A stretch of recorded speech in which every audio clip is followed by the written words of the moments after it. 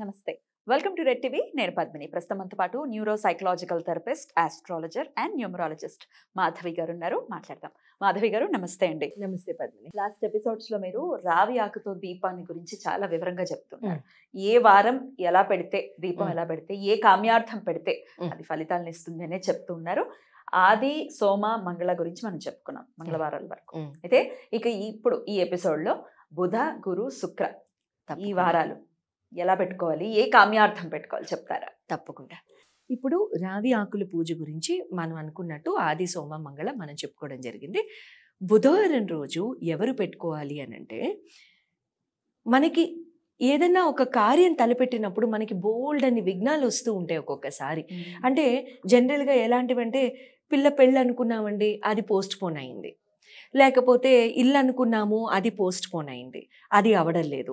లేకపోతే ఏవో ఆటంకాలు వచ్చాయి, కట్టడం మొదలు పెట్టాము, మధ్యాంతరంలో ఆగిపోయింది, 2 సంవత్సరాలు బ్రేక్ వచ్చేసింది. ఇలాంటివి ఆటంకాలు, విఘ్నాలు ఇలాంటివి తొలగిపోవాలంటే బుధవారం రోజు 2 రావి ఆకులు తీసుకుని, మనం ఇదివరకు చెప్పినట్టుగానే ఉదయం సమయం కానీ సాయంత్రం సమయం కానీ 6 నుంచి 7 గంటల మధ్యలో మీరు గుడిలో కానీ మీ ఇంటి దైవ మండపంలో కానీ చక్కగా నువ్వుల నూనెతో 2 ఒత్తులు వేసి చక్కగా క్రాస్గా వేసుకుని మీరు చక్కగా దీపం వెలిగించుకుని స్వామివారికి మీ మనో క్లేశం ఏదైతే ఉందో, ఆ భయాలు ఏవైతే ప్రాబ్లమ్స్ ఉన్నాయో అవి చెప్పుకుని అవి తొందరగా తీరాలని ఎంతో చక్కగా చెప్పుకోండి. అంటే దీపానికి నైవేద్యం పెట్టడాలు లాంటివి ఏమైనా చెయ్యాలా? ఇప్పుడు మన రోజు ఇంట్లో పూజ చేసేటప్పుడు మీరు మీ ప్రక్రియలో మీ పద్ధతిలో మీరు నైవేద్యం ఏదో ఒకటి సమర్పించుకుంటూ ఉండుంటారు. అదే నైవేద్యం పెట్టుకోండి, ఇదే నైవేద్యం పెట్టుకోవాలి, దీనికోసం మళ్ళీ హైరాణాలు ఏమొద్దు. మీరు చక్కగా సత్సంకల్పంతో మీరు మీ ప్రాబ్లం తీర్చుకోండి చాలు. ఎన్నాళ్ళు పెట్టాలండి ఇలాగా? మన ప్రాబ్లం సాల్వ్ అయిపోయే వరకు. ఇప్పుడు మనకి ఇది అయిపోయింది అనుకోండి, ఇప్పుడు మనకి ఏదో ఆటంకం వచ్చింది ఇంటిలో, అది అవ్వలేదు, ఆ ఇంటి బాధ తీరే వరకు మనం పెట్టుకుంటాం. అది అయిపోయిన తర్వాత ఒకసారి ఫైనల్గా మనం మళ్ళీ పెట్టుకుని భగవంతుడికి నమస్కారం చేసుకోండి. ఆ రోజు కావాలంటే మీకు పాయసం, పరవణం ఏదైనా నివేదించుకుందాం అనుకున్నారనుకోండి, చక్కగా మీ గ్రాటిట్యూడ్తో మీరు ఏది నివేదించుకుందాం అనుకుంటే చేసుకోండి, అంతే. రైట్. బుధవారం అయితే ఇలా చేసుకోవాలి. అయితే ఈ రావి ఆకుని మాత్రం కొసని దేవుడి వైపుకు ఉంచాలి, తొడిమని మన వైపు ఉంచుకొని, తప్పకుండా కొసని భగవంతుడి వైపు ఉంచుకుని, తొడిమని మన వైపు ఉంచుకుని, పూజ అంతా అయిపోయిన తర్వాత మళ్ళీ ఆకుల్ని తీసేసి మళ్ళీ దేవుడి నిర్మాల్యంతో మనం ఏదైతే కలుపుతామో అలా వేసుకోవచ్చు. లేకపోతే చెట్టు మొదట్లో అయినా మళ్ళీ వేసేసేయచ్చు. చెత్త బుట్టల్లో మాత్రం వేయకండి. రైట్ అండి. ఇక గురువారం ఎలాంటి కామ్యార్థం ఈ దీపాలను పెట్టుకోవచ్చు? ఇది చాలా మందికి ఎక్సైట్మెంట్ ఇస్తుంది. ఎందుకంటే మీరు ఫస్ట్ ఎపిసోడ్లో కూడా అడిగారు, పిల్లలు ఉద్యోగానికి కానీ ఎడ్యుకేషన్కి కానీ ఫోకస్ లేనప్పుడు, కాన్సన్ట్రేషన్ లేనప్పుడు ఎలాంటివి అన్నప్పుడు పిల్లలు మన మాట వినరు, మొండికేస్తూ ఉంటారు, పుస్తకం అనేసరికి అసలు దగ్గర కూడా రారు, లేకపోతే ఉద్యోగాలు ట్రై చేయరు, ఉద్యోగం చేరుతారు, మానేస్తూ ఉంటారు. కొత్తగా ఇప్పుడు ఫ్రెషర్స్ ఉద్యోగంలో చేరారనుకోండి, అలాంటి పేరెంట్స్ ఎక్కువ.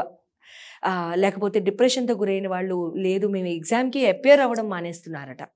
అలాంటి వాళ్ళందరూ కూడా గురువారం రోజు మీరు 2 ఆకులు తీసుకుని చక్కగా రావాకులు ఇదే ప్రక్రియలో మనం ఎలా అయితే పెట్టుకుంటున్నామో అలా కనుక ఖచ్చితంగా మీరు చేస్తూ పోండి. కొన్ని వారాలు చేసే లోపే మీకు రిజల్ట్ తెలిసిపోతుంది. మీ పిల్లలకు ఉద్యోగ బాధ అయితే ఉద్యోగ బాధ నివారణ అయిపోతుంది.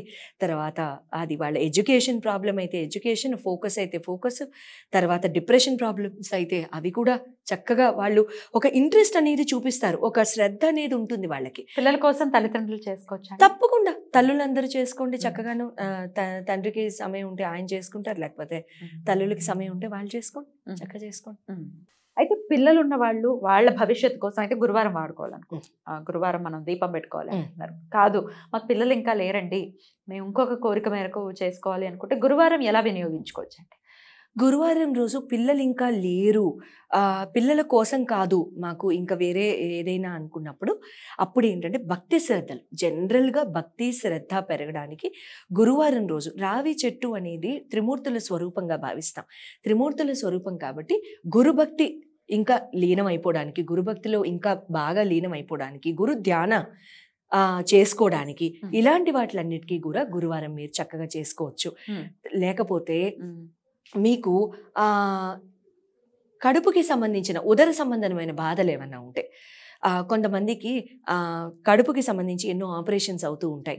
ఇప్పుడు అపెండిసైటిస్ అని కానివ్వండి, ఇంటెస్టినల్ డిసార్డర్స్ కానివ్వండి, యూటరస్ కి సంబంధించింది కానివ్వండి, లేకపోతే ఇంటెస్టైన్స్ మెలికలు పడడం కానివ్వండి, లేకపోతే సిస్ట్లు ఫామ్ అవ్వడం, ఫైబ్రాయిడ్స్, పీసీఓడి, ఇలాంటి ఇష్యూస్ అవనివ్వండి. ఇటువంటి ఇష్యూస్ అన్నిటికీ కూడా మీరు గురువారం చక్కగా రావి ఆకుల మీద చక్కగా దీపం పెట్టుకోవచ్చు. అద్భుతం అండి. ఇక శుక్రవారం, ఈ శుక్రవారం అంటేనే అసలు అదొక వైబ్రేషన్ ఉంటుంది. శుక్రవారం ఎక్సైట్మెంట్ చాలా చాలా ఇష్టమైన, నాకు ఇష్టమైన వారం. చెప్పండి, శుక్రవారం ఎలా వినియోగించుకో? శుక్రవారం అనేసరికి మనకి ఎక్సైట్మెంట్ ఎందుకు వస్తుందంటే, అది లక్ష్మీవారంగా భావిస్తాము. మనం ఎప్పుడు పూజ చేయని వాళ్ళు కూడా ఆ రోజు మాత్రం అలర్ట్గా ఉండి చేసేస్తూ ఉంటాం. అవును. శుక్రవారం రోజు ఎవరికన్నా రుణ బాధలు ఉంటాయి, రుణ బాధలుండి, లేకపోతే భూ సంబంధించిన బాధలుండి, కబ్జాలుకి భూములు గురై ఉన్న అటువంటి వాళ్ళందరూ కూడా శుక్రవారాల రోజు చేసుకోండి. భార్యాభర్తల అన్యోన్యత దానికి చేసుకోండి. కొంతమంది భార్యలు వాళ్ళ పెదాల మీద నవ్వులే ఉండవు పాపం. అసలు ఎంత చేసినా సరే కొంతమంది పైకి నటించేస్తూ ఉంటారు, తెలిసిపోతూ ఉంటుంది అది నటన. పాపం అటువంటి వాళ్ళందరూ కూడానమ్మ శుక్రవారం రోజు చక్కగా రావి ఆకుల మీద దీపం పెట్టుకొని చక్కగా పూజ చేసుకోండి. మీ భార్యాభర్తల సమస్యలు ఏవైతే ఉంటాయో అవన్నీ తొలగిపోతాయి. అట్ ద సేమ్ టైం మీరు భూ సంబంధించిన రుణ బాధలు, అప్పులకి సంబంధించిన బాధలు, అప్పు దొరకడం లేదు అలానే అప్పులు తీసేసుకోకండమ్మా. ఎందుకంటే కాస్త చూసి తీసుకోండి. మనం తీర్చుకోగలం అనుకుంటేనే మనం తీర్చుకోవాలి. ఎందుకంటే అవి మీరు ఇప్పుడు నేను ఈ చెప్పిన రెమెడీతో మీరు చేసేసి అప్పు తీసేసుకుని బాగానే ఉంటుంది, తర్వాత మళ్ళీ మీరు తీర్చుకోలేకపోతే అది ఇబ్బంది కదా. అందుకని ఎంతవరకు మనం తీర్చుకోగలుగుతామో అంతవరకే దయచేసి తీసుకోండి. ఇలాంటివన్నీ కూడా చేసుకోవచ్చు. శత్రునాశనానికి కూడా శుక్రవారం చాలా వరకు ఇదవుతుంది. ఇప్పుడు శత్రునాశనం అనగానే పద్మిని చాలా పెక్యూలియర్ క్వశ్చన్స్ వస్తూ ఉంటాయి ఈ మధ్య. ఏంటంటే దయచేసి ఏమనుకోవద్దమ్మా మీరందరూ కూడాను. ప్రేమించుకున్న వాళ్ళు పెళ్ళిళ్ళు అవ్వకపోతే, ఎవరితోనూ పెళ్ళిళ్ళు అయిపోయి ఆ భార్యని నాశనం చేసేయడానికి, అది వాళ్ళకి శత్రువేగా, నీకు నాకు కాదు కానీ అది వాళ్ళకి శత్రువేగా. కుసంస్కారం, ఇంత హేయమైన బుద్ధి. నా సంగతి ఆలోచించండి, నేను విన్నాను అలాంటి క్వశ్చన్లు. మిమ్మల్ని డైరెక్ట్గా అడుగుతారా మేమేం చేయాలి? అయిపోయి అండ్ వాళ్ళు మదర్లు అని చెప్పి, వాళ్ళు ప్రేమికులు కాదు, మేము వాళ్ళ మదర్. తెలిసిపోతుందా మీకు అవి? నేను psychologist, I'm paid to look in to the ice and talk. అసలు ఎలా అడగబుద్ధి వేస్తోందో తెలియదు. అటువంటి వాటికి మాత్రం దయచేసి అధర్మబద్ధంగా మాత్రం దీన్ని వాడద్దని. శత్రునాశం అంటే నా అభిప్రాయం ఏంటంటే, నాకున్న కొద్దిపాటి నాలెడ్జ్లో నా అభిప్రాయం ఏంటంటే, ఇక్కడ